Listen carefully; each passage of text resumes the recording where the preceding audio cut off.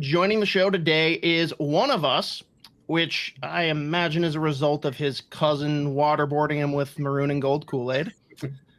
USNTDP product, Montreal Canadiens draft pick, and among the latest wave of incoming Gopher freshmen, LJ Mooney. Thanks for jumping on with us, man. Yeah, thanks for having me.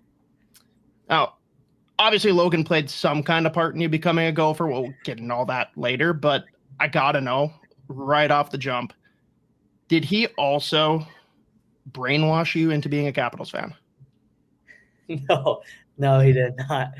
No, I was a Red Wings fan growing up. So okay, Red Wings. Any reason?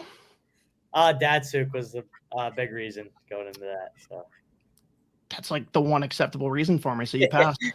Yep.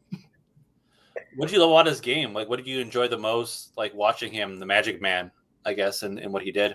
Yeah, I think obviously the stuff he did, like his highlights.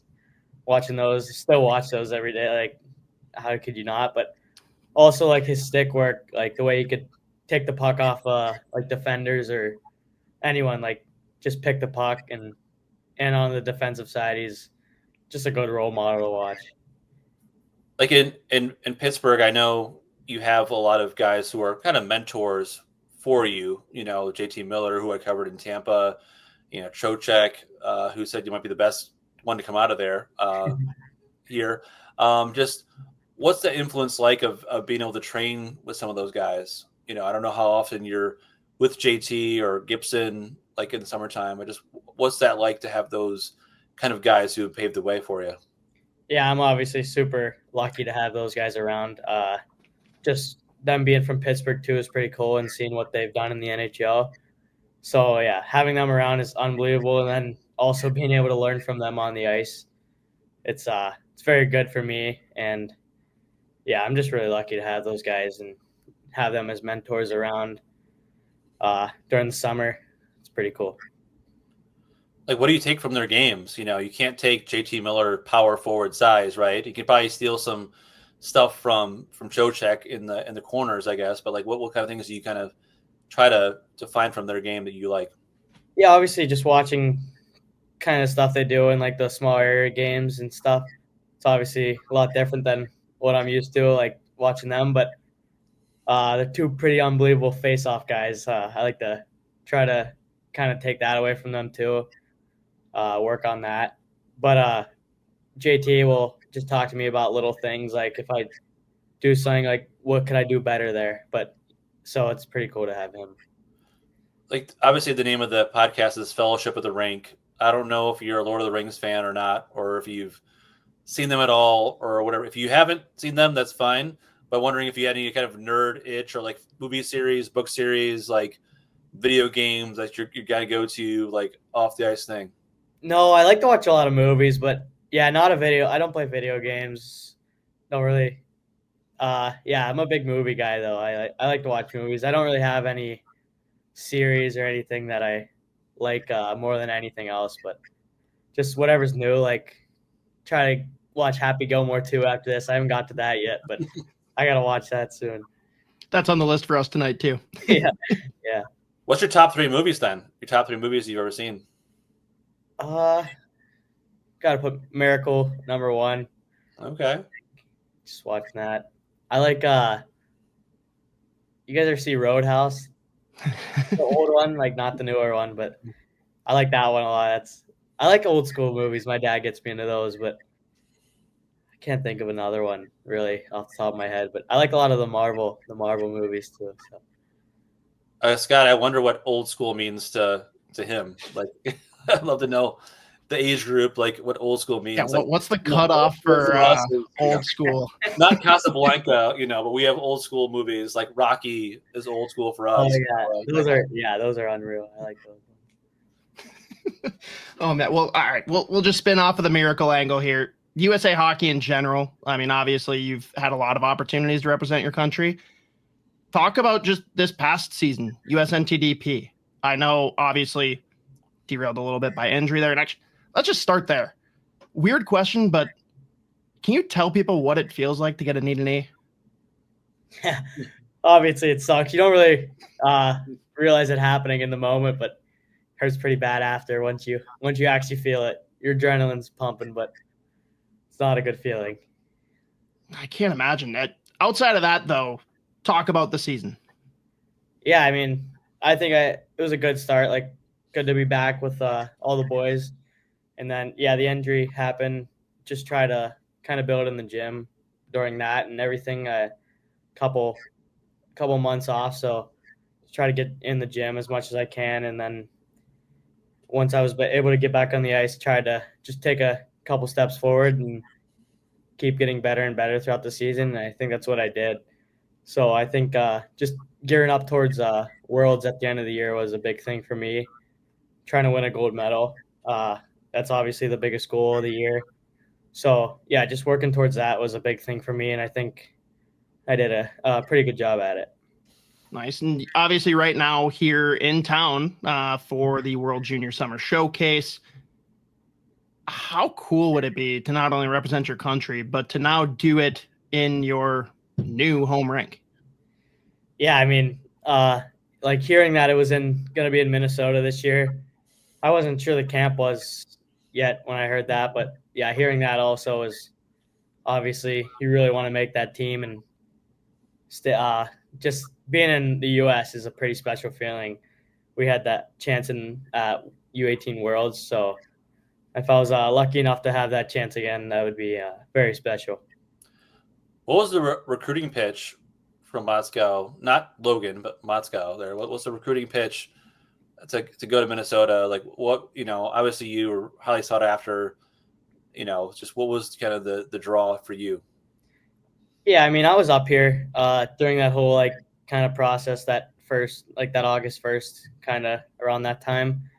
So I think just seeing the campus and then obviously the history of this place and the way they play, I love the way they play, and obviously the coaching staff, everything that goes into this place, I love everything about it. So it was a pretty easy decision for me. And I saw Faber gave a little bit of a speech, I think, yesterday to the group. He kind of gave them like 2-second notice, like, hey, can you give a speech to the group? And he kind of off the cuff, like, what was his words of wisdom? And like to have a guy like that, a captain of the Gopher team a couple of years ago in the NHL, the way he is, like, what was the message he gave to you guys, and what did that mean?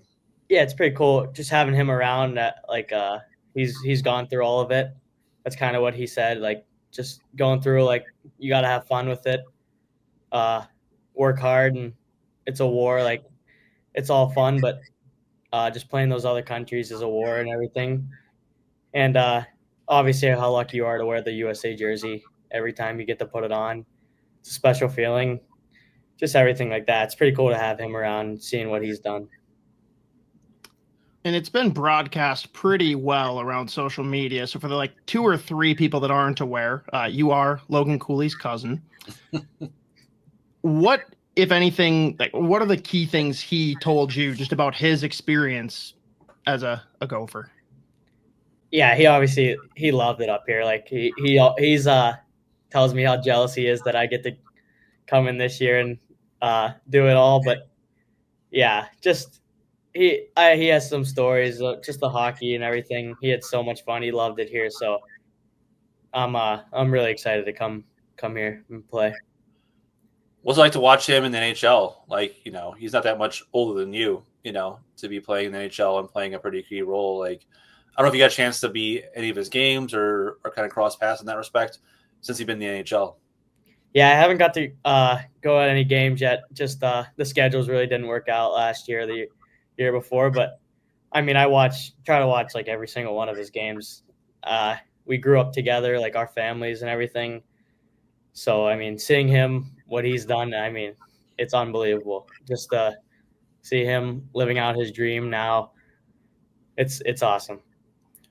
Did he pass along the Chipotle NIL deal to you, or is that No.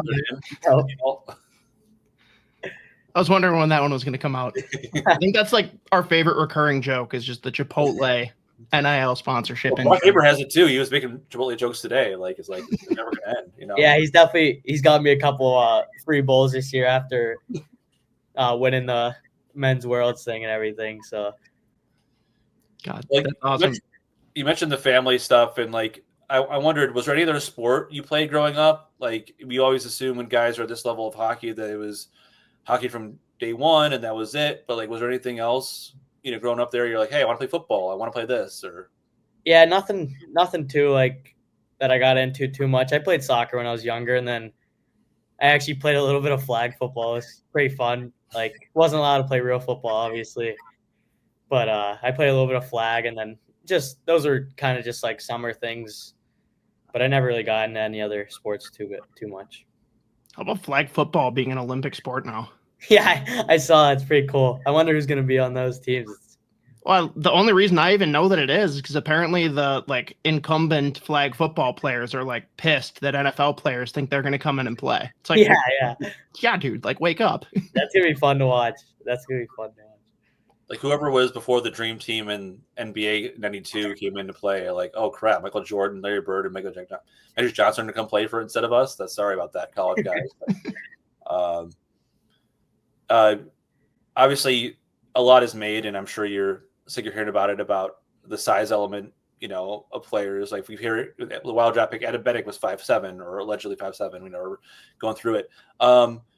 Like going to a team like Montreal, like you have Marty St. Louis, pretty much one of the best examples of anybody who's ever been in this game before the rules changed, right?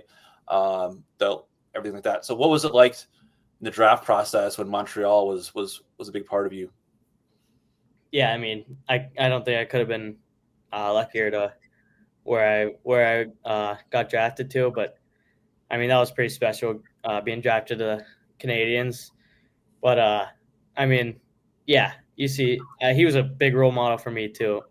Marty was just seeing what he's done in the NHL, doesn't back down to anyone really. Like, and then seeing Caulfield on that team, just those guys like. They did it. They're doing it now. So that's they're go role models for me also. Did you know they were gonna take you? Like, did you have an inkling on that, or did you go in completely blind? Yeah, I really did not know. I didn't. Did you interview with them at all during the process? I think pretty early on, like a couple teams would come. I think early on, but not towards the draft. No. So you didn't have to answer the fabled question about the water bottle and the bat. No, I have not. I haven't. Did you even hear about that? No. Apparently, Montreal was making the rounds, and everyone was talking about how the craziest question at the combine was, let's see, you're in the desert with one other person, no food, like you're trying to just survive. There is a water bottle and a baseball bat. Only one of you can have the water. The other person gets the water bottle first. You have the bat. What do you do? That was a question they asked everybody. I haven't heard that one actually. I don't even know how I would answer that. Yeah. Oh. Is the draft experience, like, I know it's changed over the years, even before you came through it, but like, what was your favorite part of going through, like, as teams were interviewing you during the year when you were playing, right? And then like the combine and then everything else, like what was your favorite part of the draft process? Yeah, obviously it's like really nerve-wracking and everything, but it's also very fun. Like you're lucky enough to go through all that and everything. But I'd say just the interviews, I thought they were cool. Like just trying to getting to tell teams about yourself and show them your personality and everything. I thought that was pretty cool. But I had really fun with everything. I loved it. So what should fans know about your personality? Like people that just don't know who LJ Mooney is coming into the Gophers, what do they need to know? Yeah, I'd say just a pretty upbeat guy, like positive and kind of just fun, nice person. Just say kind of stuff like that. What are some like off ice interests of yours? Like we know you're not into video games. We know you're maybe a movie guy, but like are there anything when you have like spare time in the summertime and you're not working out, like what are you doing? I'd say the biggest thing is golf, actually. I mean, that's probably a pretty common answer, but we golf a lot, so back at home. Who's your golf crew? Is it like some family? Is it some friends? Or what's your golf crew? Yeah, it's usually me, Logan, his two brothers, Eric and Riley, and then just a couple of our buddies sometimes just come. So it's usually us four. And if we can try to get a couple more guys, we do. Who's the stick of the group? We're all actually like right around each other. Like everyone has like their good days and bad days, so it's fun. Like we play 2-on-2 sometimes, so it's fun. Okay. New vintage movie buff. Tell me, Caddyshack or Happy Gilmore? Happy Gilmore for sure. Okay. Yeah. That's actually, I think that's the first time someone said Happy Gilmore. It's Really? refreshing. I love that. I love that movie. It's a different. Your favorite character in Happy Gilmore? Gotta go with Happy, right? Like, yeah, I don't know. I'm a big shooter guy. I don't know. I don't know. Joe, I think the problem is for him, a really, really old movie is Happy Gilmore, and like Caddyshack doesn't even register. Well, Happy Gilmore is an older movie, right? Happy Gilmore is an older movie, I guess, right? So in our time, right? It's been like at least 20 years since the first Happy Gilmore came out.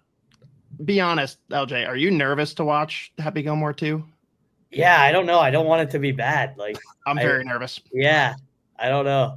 Like I have to watch it, but like we've seen such a spectrum. I don't know. Anchorman 2 broke my heart. It crushed my soul. It was I got so excited. I let myself believe, and it was terrible. Then you got the flip side where I don't know. Have you seen Super Troopers? I have not. No. Oh, that's all right. Top recommendation. I'll shoot it over later. But Super Troopers is an original indie film, and they made Super Troopers 2 just a couple years ago, like crowdfunded, and it like was almost as good as the original. So like, there's a wide range of what can happen here, but I am scared. Yeah, I'm nervous for sure. Top 3 songs on your playlist, your pregame playlist. Oh, I like Tyler, the Creator. I listen to him a lot. It's called Like Him. I like that song. And then Outfit. I think it's by Lil Baby. Try to mix it up with everything. Like I'll throw a country song in there, a couple rap songs. I don't know. I kind of just let it play sometimes too. Mm-hmm. But I do listen to a lot of Tyler, the Creator actually before games. Okay. Look at the Gopher team you're going to join, and I know there's been a lot of turnover the last couple of years, and since the team that Logan was on in the championship game, maybe there's like 3 or 4 guys left from that group. Like, what do you see overall with the roster you're going to be joining, and what you guys are capable of, and what do you like about the guys you're going to be with? Yeah, I can't be more excited. I think we're going to have a great year. I'm really looking forward to it, to meet all the guys. I haven't been up here really, so just really looking forward to meeting everyone and getting to know everyone. And yeah, I'm really excited to start playing. And yeah, I think it's going to be a great year. What's your first impression of Moscow? Yeah, I love him. Yeah, I love him. Keep it short and sweet. This interview is brought to you by our friends at Waggle Golf. Waggle Golf believes what you wear on the course should reflect your individuality, who you are, where you're from, your hobbies, interests, and passions. All the stuff that makes you, well, you. That's why every design is inspired by the desire to create a piece of apparel that strikes a chord when you see it, that makes you say, wow, that was made for me. Because in a lot of ways, it was. Ready to get your waggle on? Go to getyourwaggleon.com, throw in promo code SP10 at checkout to take 10% off your entire order. No, everything. Easy to talk to. It's just great coach and everything. I love him. So yeah, we just had him on a couple weeks ago, and we like to give him a hard time, but he's one of the good ones. Oh yeah. We interrupt this interview for Bob Motzko. Do you send a fruit basket, or what do you do to thank Logan Cooley for getting LJ here? Be a fruit basket for sure. And I got the opportunity to go watch him. He battled a couple of injuries this year. Our fans are going to love him, and he is a hockey player, but his energy on the rink and his tenacious ability to change games And also what I like too is what we see today. It's going to be even better as each week and each year go by. This kid's just going to keep getting better, and he is how you want every hockey player to play the game, with the tenacity and toughness and fearlessness, and the skill to boot. So I don't want to put, and I normally don't talk about a lot of freshmen, and you guys know, like going in, I like them to, I like freshmen to make their own noise. And I sure didn't do that with Logan too. And when Matt Nyes came in, and Brock Faber and all these guys, let them do it. But I just know he's an exciting player, and he's exciting to be around. Now back to LJ Mooney. Yeah, he said about you today that there's very few guys that have as much fun as you do playing hockey. And I think it's probably cliche to think that guys at your level love playing the game. There's a genuine love, I guess, that people see in the way you play hockey. And like, where did you first have that passion for it? Was it something like, you watching games on TV, or your dad showing you, or like, what was like the first where you ignited your passion for playing hockey? Yeah, I have 5 older sisters, so my dad got them into hockey, obviously, and just watching them and getting to skate with them, you just have so much fun on the ice when you're young, and just keeping that love. I don't like, you can't really play if you don't love it, so just keeping that. I mean, it's pretty easy to love this game, but yeah, I mean, my dad always tells me to obviously like work hard, everything like that, but also you got to have fun with it. So I think that's a big thing. Like, you don't want it to become like I don't want to say like a job, but like, you just always have to have fun with it, I think. When did that transition happen? Like the switch in your head where you're like, oh, like I can make this more than just fun. Yeah, I think that's always been probably a couple years into when I was at Penn's Elite. I think just flipping that switch there and realizing like you're going to be in juniors soon and then college. So yeah, you really start to gear way more towards those kind of things. So you mentioned 5 older sisters. Like, I don't know how much the age difference is, but what were like the early pickup games like when they were playing hockey and you're playing hockey, and you were probably the run of the litter for a little bit? Oh yeah. So the 2 oldest ones stayed with it like their whole lives. They played college hockey, and then the three other ones didn't really. They played a little bit, but never really got into it. But just being on the ice with them, like growing up, was obviously so fun. They're always chirping me about it, telling me they're better than me and just stuff like that. So I loved it. Do you remember the first NHL game you went to live? Yeah, I do actually. It's just a Penguins game. Not really sure. Actually, I wasn't really sure they were playing, but I went to that first Winter Classic game. I don't remember that. I was too young, but that's when I was a baby. But yeah, I went to that. My mom always told me about that. But yeah, just the Pens games growing up. So who are the posters that were on your wall? Like, do you have, who are the guys that you had the posters or cards of? That or you said Dasky was your guy. But always had the little playing cards of him, and just Zetterberg, all those guys, like all the Red Wings guys, and then obviously Crosby and Malkin, because just being from Pittsburgh, and obviously Crosby's the man. Like, but yeah, so probably just those guys. Do you think Sid should retire a Pen, or do you think he should chase another cup? I don't know. I don't see how he goes anywhere else. It's a good point. Like, there's guys that, I grew up in Detroit, and I grew up watching Steve Yzerman there in those Wings teams, and like, it's such a cool thing to see a guy play his entire career for one organization. It's very rare to see that happen now, with the new way systems are and everything like that. So, you guys have any like team building stuff you guys are doing, like in the Twin Cities? Anything that they're taking you to, aside from all the practices and games? Do you have like any events you guys have during the showcase? I'm not really sure I haven't really looked at if we're doing anything like that, but yeah, just trying to get together with everyone and just talk to new guys, different guys, as much as I can. Guys I'm not really used to being around too much, but yeah, kind of just build that with everyone, I guess, here. And just being down, like eating dinner, try to eat dinner with different guys, and then we do a little bit of team building stuff. So, who is the player you're most looking forward to playing with on this team that you probably watched from afar or like played against, I guess, that now your teammates or potential teammates on this team? I'd probably say I didn't get to play with him too. I played with him a little bit, but Conley, like at Worlds, I played with him a little bit, but being able to play with him again would be pretty fun. I think we have a good little chemistry together. So, yeah, he's unbelievable. So, playing with him would be fun. Does anyone stand out amongst the group as being like class clown or the one that's going to bring the vibes for the team off the ice?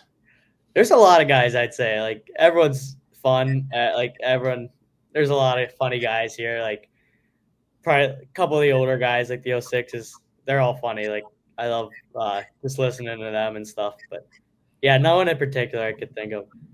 Joe, it breaks my brain every time. He just said 06s, and I'm just like, wait, what? We're so old. Oh, it's the classic movies, Happy Gilmore, like way back in Time Machine. So I think we'll all watch Happy Gilmore 2 either tonight or this weekend leading up to tournament. Thanks, Scott. You got anything for? I already abused. You've already. Give me your review. What'd you think of Happy Gilmore 2?